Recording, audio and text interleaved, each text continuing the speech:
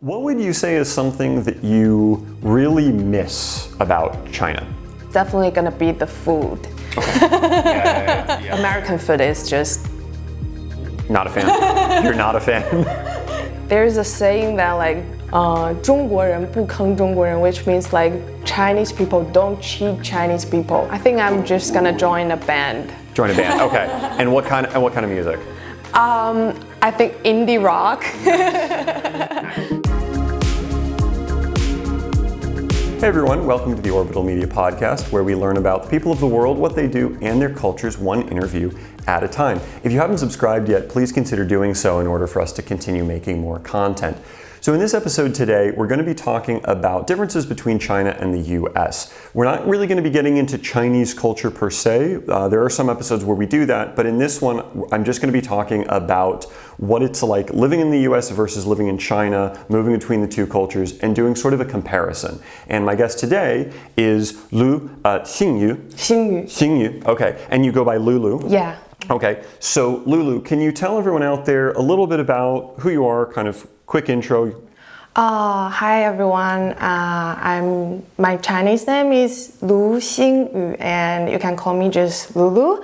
And I come from the Shandong province of China, and right now I'm living in Los Angeles, and I'm a tattoo artist right now. So, how long have you been in the United States? I came here in 2017, so right now it's almost 6 years. Okay.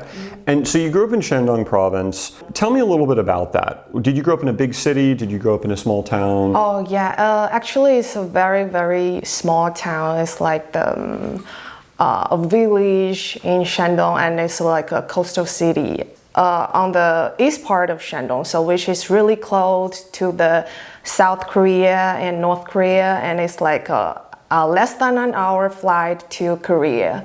So you grew up in, you said, a very small town. Yeah. What was that like, growing up in like a very small town? When I was young, like basically all the road in the town is like mud road, and when it's like rain, and you will get like mud on your shirt everywhere.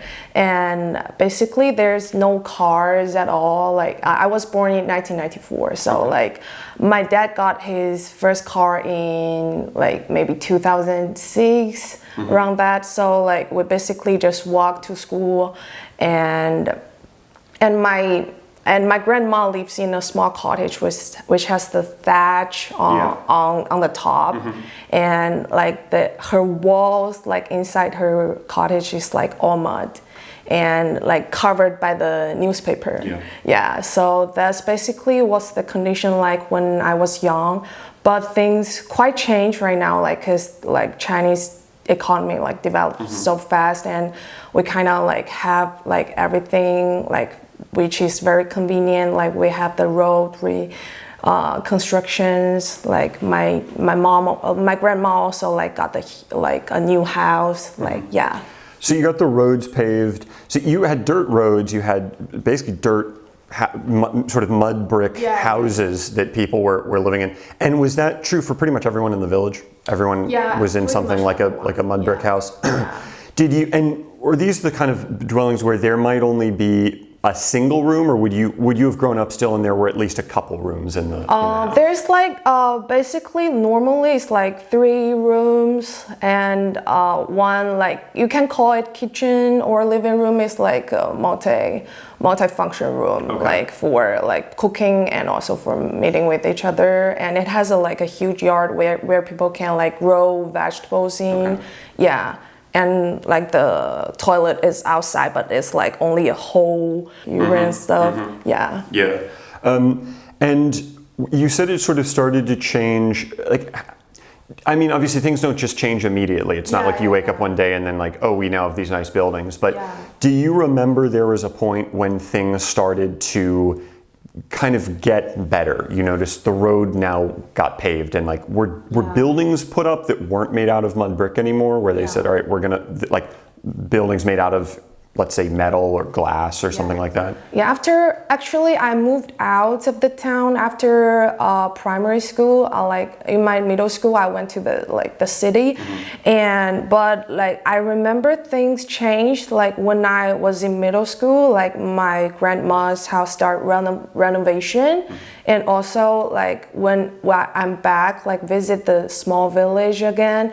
And I can see like the roads are all paved, and like starting from then, like things are getting better and better. It's like around I think 2000, like around this like kind of like same year after my dad get a car. Okay, so 06, 2007, kind of around there. Was he one of the first people to get a car, or were a lot of people starting to? Oh, actually, he was one of the first, I would say, and I was so proud of him. And it was like only 10,000, but he still have to get the loan. But like, I'm very proud of him. Like at the first time he got the car, he like drove to the school. He said like, look at my new car, and he has like the red ribbon on it. I was like, wow, is that yours? I can't believe it. Yeah. You moved out of that town after primary school. Where did you go after that? It's like you can say it's like Los Angeles, like Orange County is like a county in Los Angeles, so it's like a county in the city, like in Shandong. Okay. So, What city? Weihai. Weihai. Yeah, okay. Weihai. Yeah. Okay. And you were there sort of for secondary school, middle school, basically, through into your 20s? Did you go to high school. Through high school, okay. And what was that like? When I was little, I always like dreaming about like I always wanted like eager to go that like city, like which I like lived it later in, and but like later on when I lived in that city, you can like there's no McDonald's, there's no movie theaters. I don't know like what is like the movie, like the if some movie is going to be on in theater, I don't know what does that mean. I don't know like what is like I only can see movies online because we don't have movie theaters over there, and so it's a city. It's called a city, but it's still like very undeveloped. Okay. And then where did you move after that? I just went to university in Dalian, which is very close to my hometown. And then when did you come to the United States? In 2017. Okay. Yeah. And was that pretty much right after university then? Yeah, like for my master's degree over here. Yeah. Okay. And I understand you've not lived just in Los Angeles. You've lived in different parts. Couple parts. Yeah. I've also lived because I went to school in New York, so I've been living there for about 5 years. So after that, I just moved to Los Angeles. Okay. Yeah. So you've stayed mostly so Shandong province, different parts of the province, but sort of getting from a small town to maybe a small city to sort of a larger city, and then making it all the way to the U.S., New York, and then Los Angeles. Yeah, exactly. So, and you've spent a good amount of time here now. 6 years is a good amount of time, I think, to get a sense of a country. So I'm kind of very curious what your sense is of the U.S. and even I'm curious to get your sense of New York versus L.A. From being not an American. For me, like life in New York is kind of like a dream. Like when you're young, like it's super fun to live in. Like I have like the craziest night in my life. Like I would hang out with my friends, like drinking, like, and also I will like go shopping. Like there's so many good shops around, and also I can like there's a lot of amazing people I've met, like so many talented people. And versus Los Angeles, I think Los Angeles, the life over here is much like more chill over here, but like and I can like have more time to concentrate on my own life.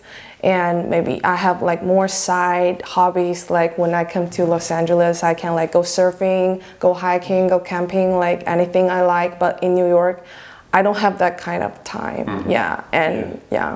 What about in a broader sense, being in the United States, having come from China, so if we just take the U.S. as a whole, what were some major differences that you found when you moved from Shandong to New York? Oh yeah, I think New York people are like very, very open and extrovert, and compared to me, like I'm more like an introvert person, and I don't like express my feelings a lot, and I tend to like hold my feelings inside.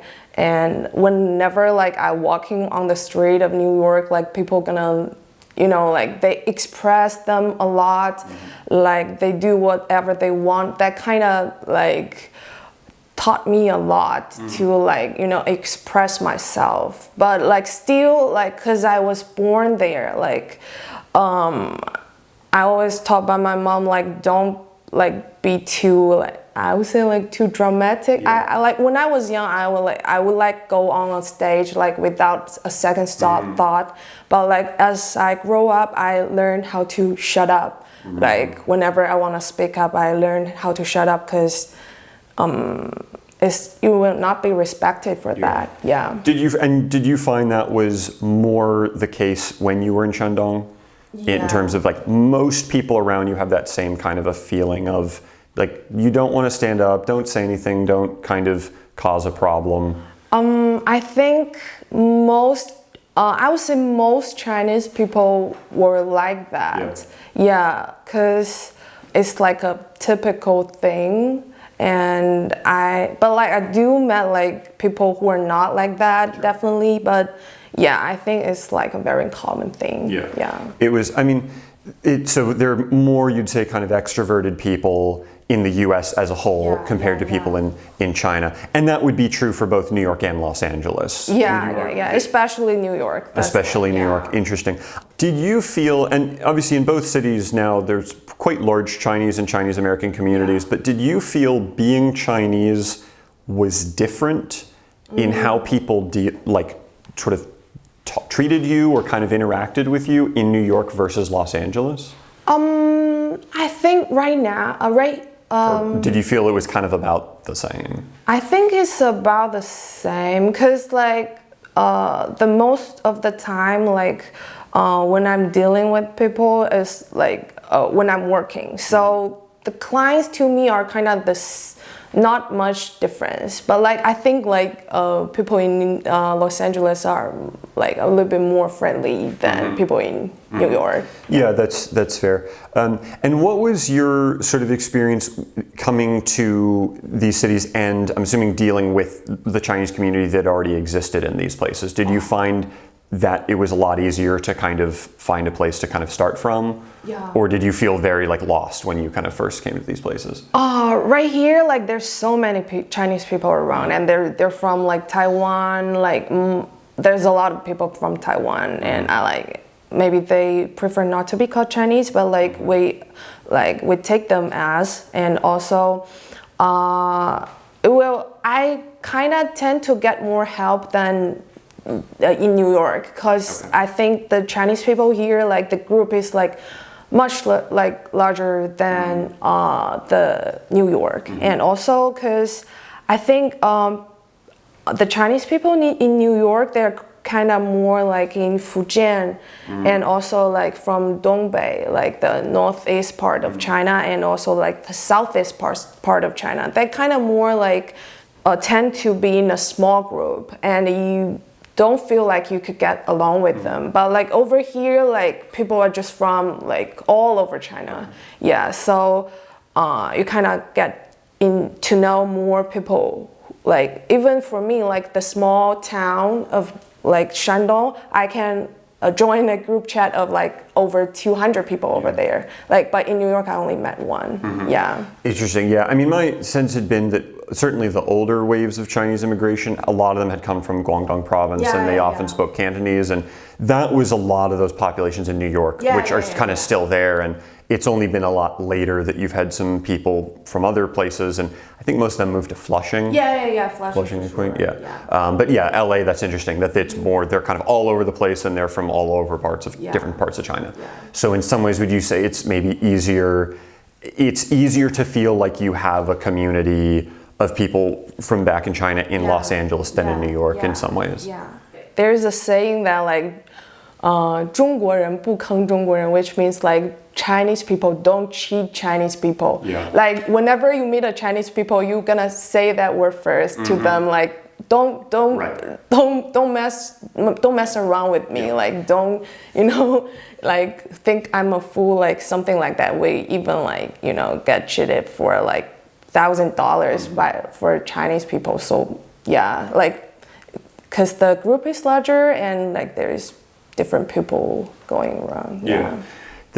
So I want to go back a second. You mentioned you were in graduate school in New York, and you went to university in China. I haven't actually talked with anyone really about this, which is differences in the education style that you noticed in grad school. And I get grad school's maybe a little different than a lot of other education. You're a bit older. It's a bit what you need to do is slightly different. You're not just memorizing stuff in the same way. But I'm still curious, what did you find the big differences of how people approached education to be? So in Chinese, people would say like if once you pass the exam for like the entry to the university, your life it will be much easier. And so when I went to university in China, like life is way relaxed like than my high school, and I kind of like fall asleep in the class but like I studied. Some of us have done that before. That's not unheard of over here. So like, but I still like when it reached to the final, and I can like study for like few days, and then I still get a very good grade. But like in America, it's kind of the like difference. Like we would have like like cause like the class is like relatively smaller than China. You cannot just fall asleep in the class, and like the professor would tend to more like to communicate with you, like would like you to speak up. Like, but in China, you can just listen to your professor, and like you can just fall asleep. And you don't need to speak anything. You don't have like any like we would like in America we would say like you have to like if you don't speak up maybe you will lose your score, right? But like in China it doesn't affect anything. The participation points. Gotta get that extra 10% for participation. The participation one. That's the most like difficult one for me, like because before like I spent all the 4 years like staying silent, but like right now you need me to speak up, and like my English is not that good at that time, and I was like, oh, this is so that concept actually, because I mean, I did school and university and grad school and all that idea of participation being literally part of your grade is a very like foreign concept then. Like, why would we have that? Just show up and the speaker will just talk to me and then I go away. The other thing you mentioned about everyone's sort of killing themselves to get really good scores through the end of secondary school, but then once you go to college, it's kind of just I had heard something similar about Japan, actually, that was another sort of place where they kind of had that. I don't know about Korea, South Korea as well. I think Korea is the same too. It's the same? Yeah. I don't know, do you have any thoughts on like why that is or? Because most, like for East Asia, your degree like is kind of like very important thing whenever you're like applying for a job. And because if you get a higher degree, which means like you get paid very like you would get paid really good, and like it's not the same in America. Like if you were like doing construction, if you're doing like other job, you don't need to be lawyer, you don't need to be like a doctor, you don't need to like get a high degree to make a good amount of salary. But like in China, like it's almost the same. Either you like have your own business, you can make a lot of money, and either you have a good degree, and which also like it doesn't mean just you can like good amount of money. It's just also it's kind of like how people looking at you. Like if you were like, oh, you graduated from this school, and people are like, oh, you're so good, like it's like living in Asia is more like living for other people, like how other people think of you. It's not like you thinking of you. So people kind of like work really hard to get into a like good school, like to get all of the good, bad, like benefits from that. Yeah. It's more this idea though that the college experience seems to be much more relaxed. Like, yeah, I would definitely say a Western stereotype, and actually I think for parts of the US too, but certainly wealthy East Asia is people are workaholics, they're working all the time, they're killing themselves to get into college, they're killing themselves at their desk job, you know, they don't have any fun, they're just working all the time. Bit of a similar stereotype I think to Americans in New York too, and certain other parts of the Western world too. But I find very interesting that the college period is very just like, oh, we're all hanging out. Because not in all American college, there are certain, we can get on the topic of American education, which is a longer debate, but you know, certain American schools and certain majors in college are unbelievably competitive. And people are extraordinarily stressed out. I mean, I certainly remember my time in undergrad, I was very stressed out a lot of my time as an undergraduate. And this is very interesting to me, this idea that you actually almost take it easy, or you're just hanging out in university in East Asia. Is that maybe the idea that not as many people are still going to college in China? So the thought is... Still, like, going to a college is a very important thing to Chinese people. Okay. So if you could go, like, you have to go. Like, it's not like people, like, don't go to, like, but I think in Japan it's different, like people like don't take that seriously, like they cannot, but like in China still, What I mean is the idea that and this may have been the case sort of in earlier eras in the US, when not as many people are going to college in a society. If you show up, you get into the college, the sense is, oh, well, you've now made it. You can kind of just go through the motions now because we know you're a smart person and you're going to get your cool degree. There's almost like less competition in a way because you're in this small pool of people who have now. And I'm wondering if in China, and if you're not sure, that's okay, but the number of people, like, is China still a place where most people are not going to college? I think like the number is quite shocked to me as well. I think it's around like under 10%. Okay, so it's still relatively, obviously most people don't. US is like 40%, I think, but that's very high relative to like a lot of other places. So in China, it's under 10%. So it's still got a little bit of a sense of, if you go to college, then you may be like, you're in. You're like already higher than the other people in this. And then maybe I wonder if that's a little bit of it. It's like you're in, you've made it through all the tests, so now you can kind of just, like, you're fine. You've got a cool degree and... and you don't even need to work hard though. Like the professor will still like give you a pass. I had heard in general terms that in China also, education, there's a huge focus on facts and memorization and kind of reciting things. Obviously, US, you went to grad school, and grad school's a bit of a different subject, so it's not a perfect comparison, but was that very much your experience in the education system? Mostly it was like from my high school. Like I have to wake up like at 5:30 a.m. every day. And then like I started the reciting process, like you have to read it out loud, because if you don't read it out loud, you will fall asleep because you wake up like every day at 5:30. And like you will like do this like until like 11 in the night. So it's like every day like that for a 3 year.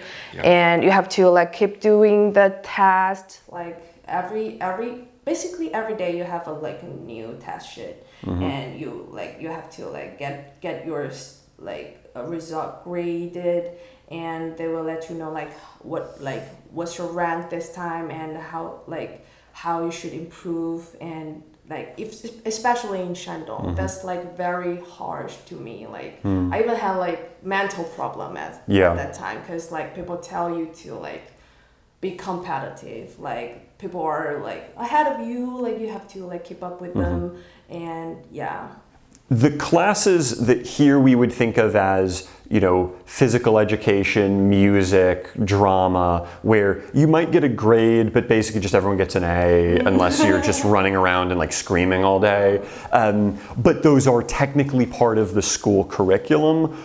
What is that like in China?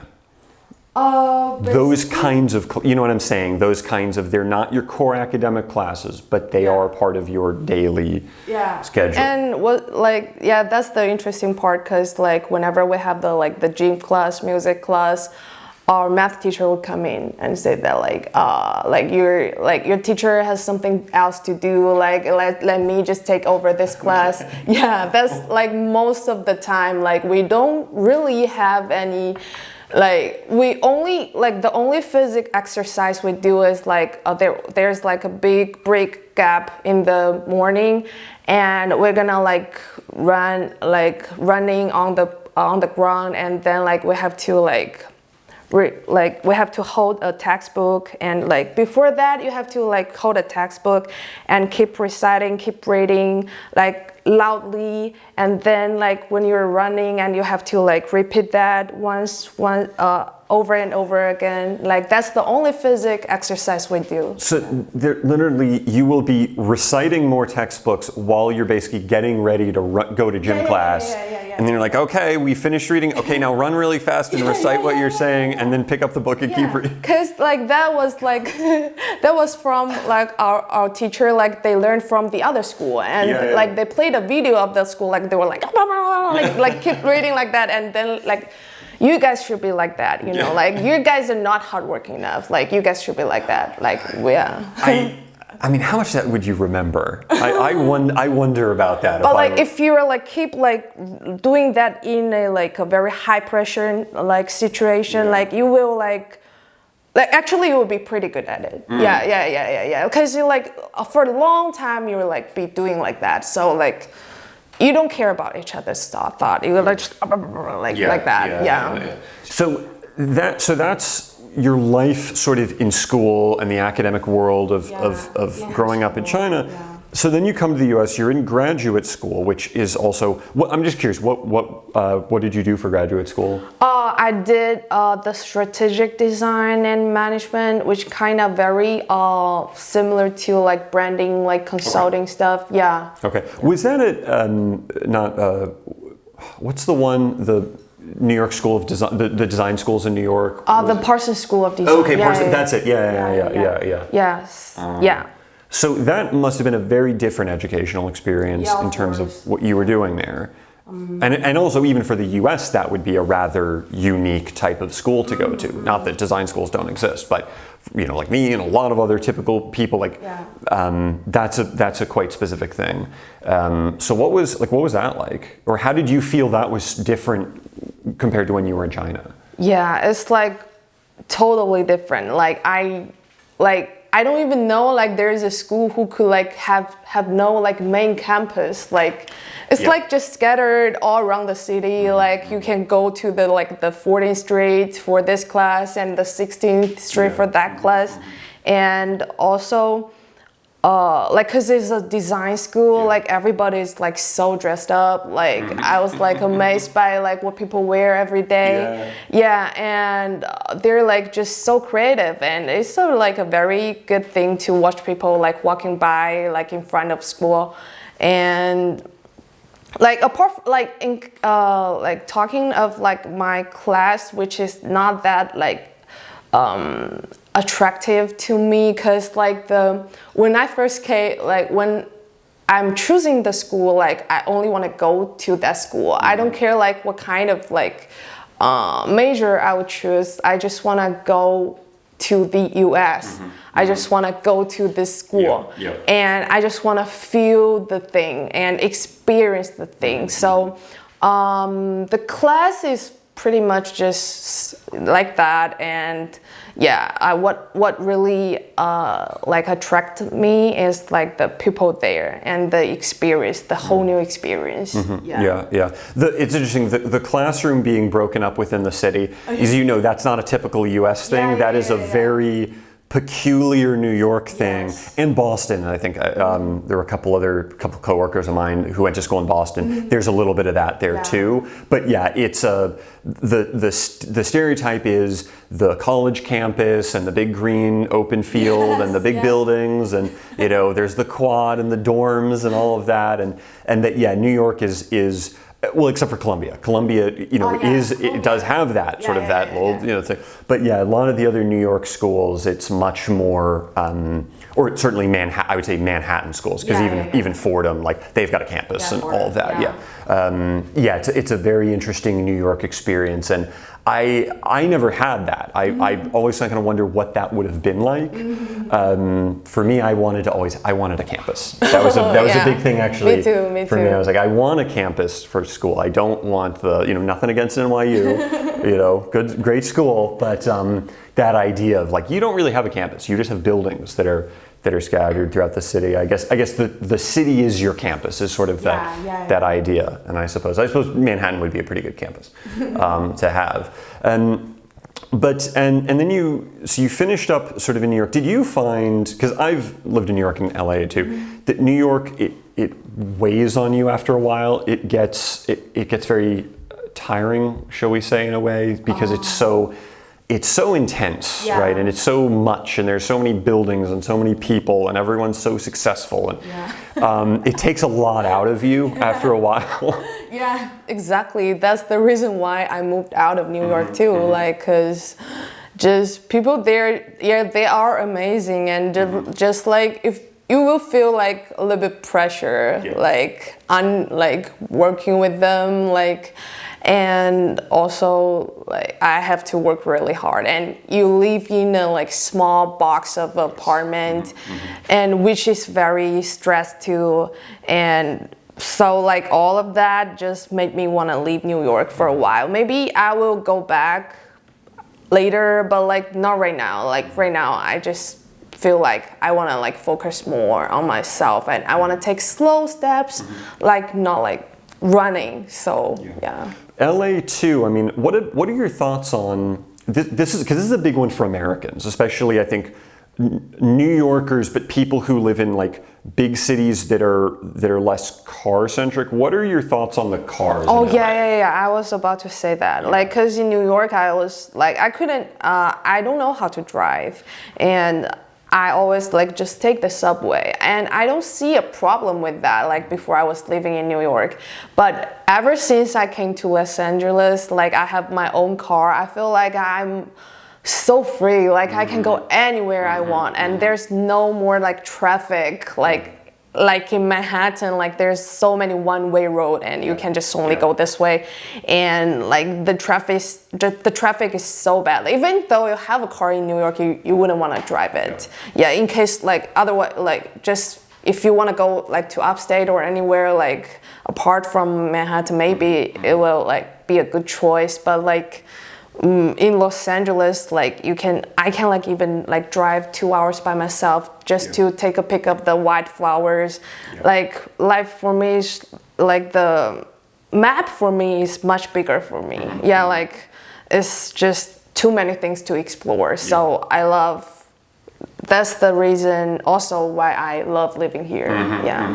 And what about, I'm actually curious I know this episode I'm talking more about kind of being from China and comparing the US and LA and New York and this stuff, but I'm curious about your work as a tattoo artist. Because I'm not a tattoo guy at all. I've never sort of been into it, but how did you get into that? What drew you into becoming a tattoo artist?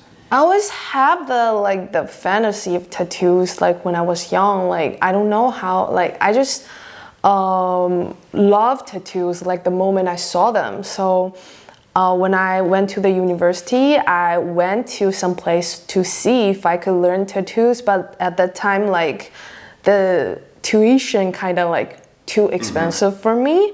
And after I graduate, like after I moved to the US, and I haven't had a thought about like being a tattoo artist after my graduation, but one day this thought just come to my mind. I don't know why, like, cause it may be because I've seen a photographer, like she's kind of like very good at what she did, and at that time I was like a production assistant, but like. I mean, like, I have my job, I can make my own money, but like, I just feel like I have to have something like, which I'm good at to make me feel like the sense of achievement. And it's not just like helping people to do their stuff. And I was like, keep looking in my mind, like, what kind of thing I can do to have that kind of like sense of achievement. So then tattoos come to my mind again, and I just like, ask around like where I can learn tattoo, like, and then people just recommend me to this place, and then I just start tattooing. But like then pandemic came. Yeah. That must have not been good for business. Like with everyone, like for everyone. Yeah. Except for those few people who had those office jobs where they didn't get laid off and they could work from home, and as far as I'm aware, probably not do a whole lot and still get paid.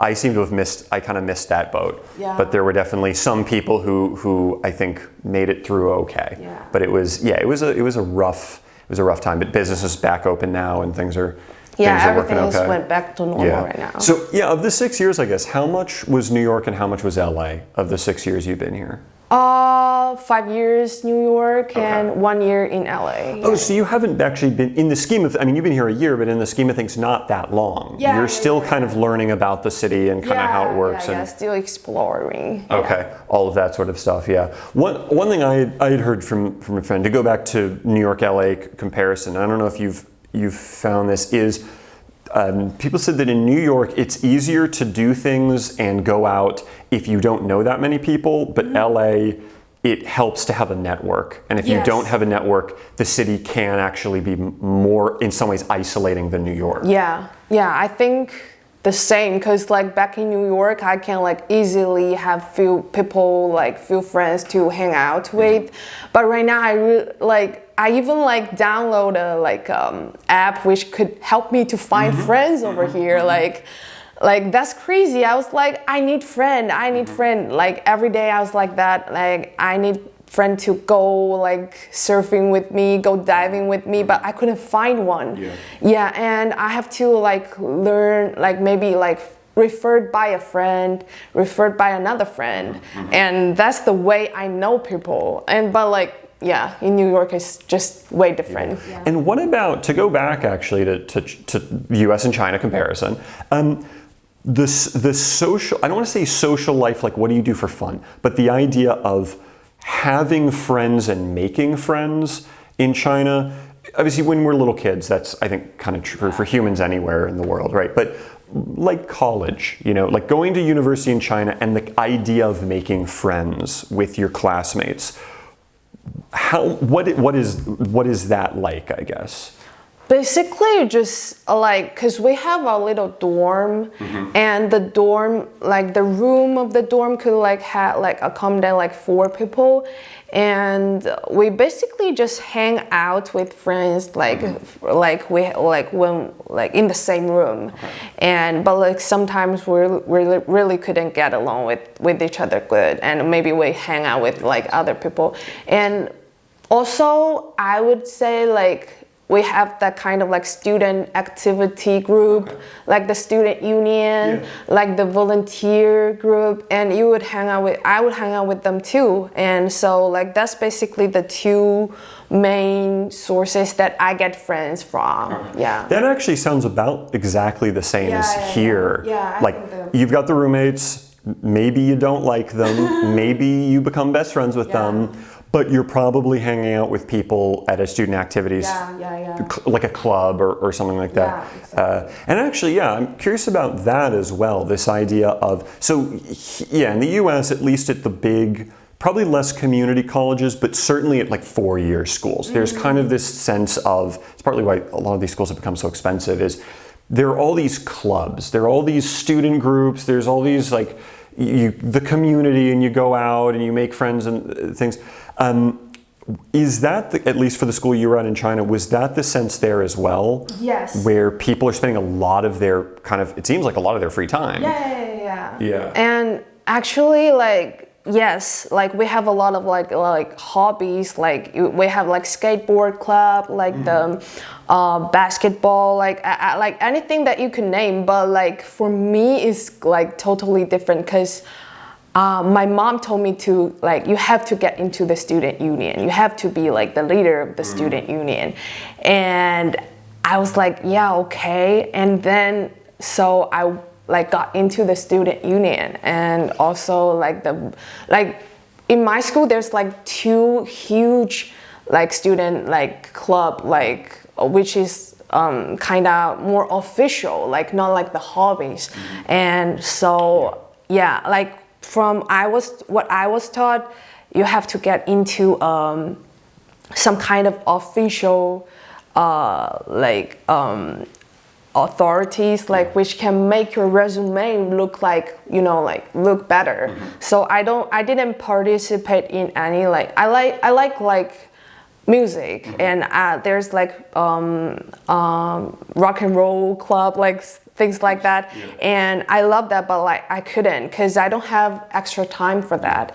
So I just do what my mom told me, like you have to get into the student union. So I got into that, and I got into another like volunteer union, and like that's most of like 2 unions that I like spent most of the time in. But like I kind of regretted I did that because I just followed what my mom told me, and I really want to like to do something that I really like, but my mind was not that mature at that time, so I just did what my mom told me. Yeah. What would you have wanted to have done if you could have gone back and maybe not say do college all over again, but pick your clubs again?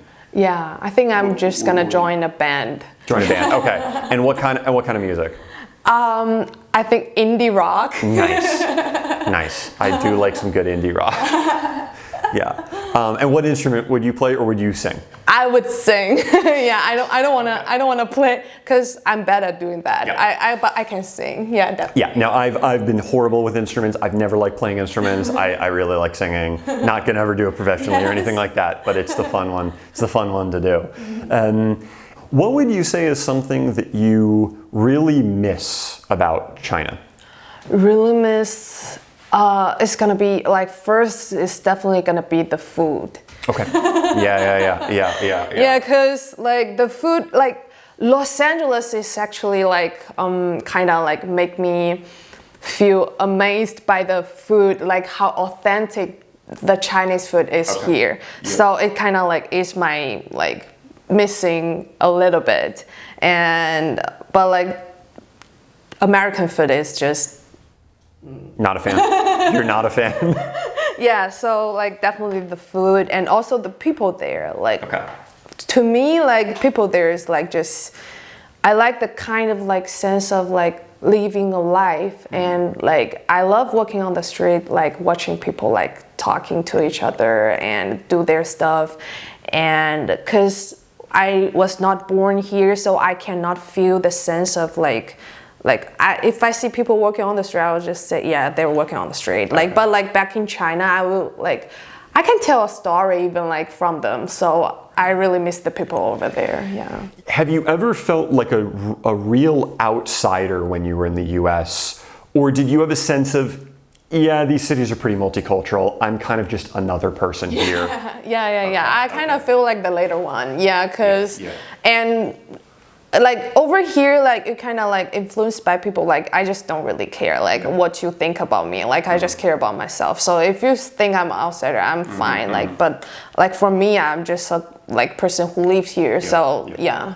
It's I think it's interesting to get that sense because, you know, even not like hundreds of years ago, but even just like 30 or 40 years ago, you read accounts of people, you know, like sort of my parent, you know, like your parents' age maybe, but people like Chinese American people, for example, who move here, where there is, I think, a much more clear distinction between them being like, we were Chinese people, and there were all these other people who were, you know, not generally mostly, you know, white and some Black Americans who were like not us. Yeah. And it's interesting in the last I don't know, maybe like 5, 10, 15 years, when I ask people about New York and LA, they're just like, we kind of just show up and like nobody cares. Like, which is interesting to note. I think that there is, But I think like, cause like those two cities are like that. But I think like in other part of the U.S., That's I think true. it's definitely not the same. That is true, yeah, and I'd be curious, if you did move to, and this isn't just in terms of white Americans, Black Americans. I mean, there are parts of like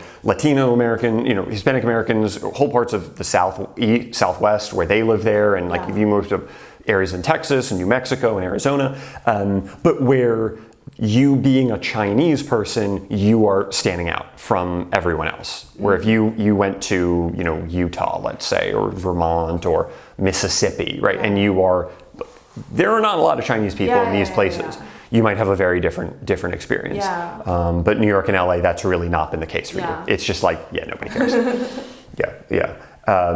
And I don't know, do you like that blending in, or do you like the idea of feeling, maybe don't want to say like an outsider, but feeling sort of different from other people around you?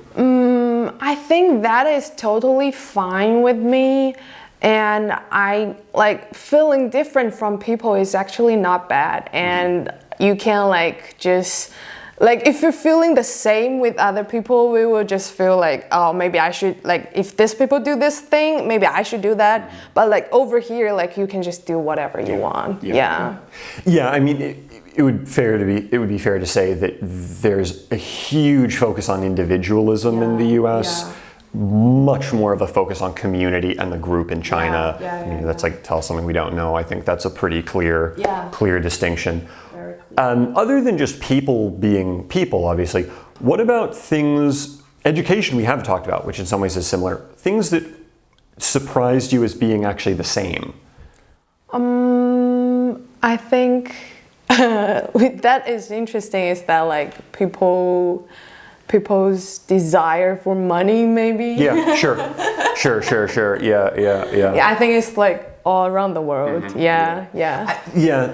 I think that's probably a really interesting one, actually, the idea of desire for money and how universal that is. I mean, I could imagine there probably are maybe areas of the world where, and these are probably the areas that are not major hubs of global trade where that might be a little different. I'm curious to kind of get into that, especially you throw maybe like religion into the mix and where it might be different. But certainly I think, I was thinking about this the other day, like the difference between the US and like Europe, let's say, versus the US and China, or East Asia in general.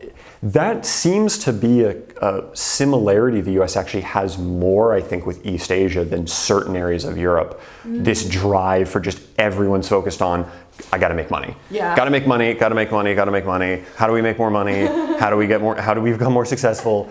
That it seems like the Americans interestingly have more in common with people in East Asia actually than, I'm not saying all parts of Europe. There are parts of Europe I think where you do still have that. But large parts of Europe where the stereotype is you kind of don't, and people are more just like, I've got my job and I go camping on the weekends and we're just kind of we're hanging out and we're living life. Whereas if it's whether it's China or Singapore or Japan or South Korea, or different parts of the U.S., it's all like go. And also like you said, like to like pursue for the success. And like just look at the social media, like see what's on trend right now, like the Kim Kardashians, like those kind of people, like just because they're being rich or anything like that. Like if you're being rich, you have like a reality show, like people just like go for it. And I think that's the most similar part, I would say. Like people are just it's the success drive. It's the competitive success drive that I would agree a lot of Americans and East Asians actually share that. What's something you are, and I'm not saying this to be nationalist, something you're grateful for, something you like about the United States? Oh, definitely the freedom. Definitely. Like I think if you ask like a lot, like if you ask like most of the Chinese people here, like of my age, I would say, and definitely the freedom and the right to make my own life better. Yeah. Especially compared to China, like the current China. Yeah, because it's like way different from when I got out. What's something you wish was maybe a little bit different in American culture? Or at least from your time in LA and New York? I would say more to a European style, like to be less success centered, and like, cause I'm really not that kind of person. So kind of maybe more at ease and just focus on ourselves. I would say that. I think that's true for a lot of us, and I think maybe as times are getting harder, it seems for more younger Americans as well. That it's like you should still try to enjoy your life. Do what you can. Well, is there anything else you'd like to talk about before we kind of come to the end of our discussion, which I've really enjoyed? I just feel like I'm grateful that I could come here, like I said, and because before, after I graduated, like in 2019, I kind of like struggled a little bit, if I should go back to China or if I should like stay here. But I kind of just follow my heart. My heart told me like, maybe you should just stay here, and I stayed here. And right now I'm grateful that I made that choice, that I could stay in the US. And because right now in China it's like, I would say you will lose a lot of rights to stay in China. And I'm grateful for what I have right now. Nice. So Lulu, where can people find your business or follow you on social media or anything like that? Actually I have my own Instagram. It's Baronard_Lulu. So I'm working for a shop. It's called Baronard. So it's Baronard_Lulu. Thank you. And we'll put the links down below for any social media that you want to promote, so people can find you and check out your work as a tattoo artist. Yay, thank you. Okay, well Lulu, thank you so much for coming over and chatting. This has been great. If you guys, again, if you like this video, go ahead and like it. Subscribe to the channel so you can get more interesting interviews with people from all over the world and different backgrounds, where we have longer form discussions that aren't just clickbaity, but really get into, more nuanced ideas of what it means to grow up somewhere and to, travel all around the world and get different perspectives. So thank you so much, Lulu. Thank you. And we'll see you next time.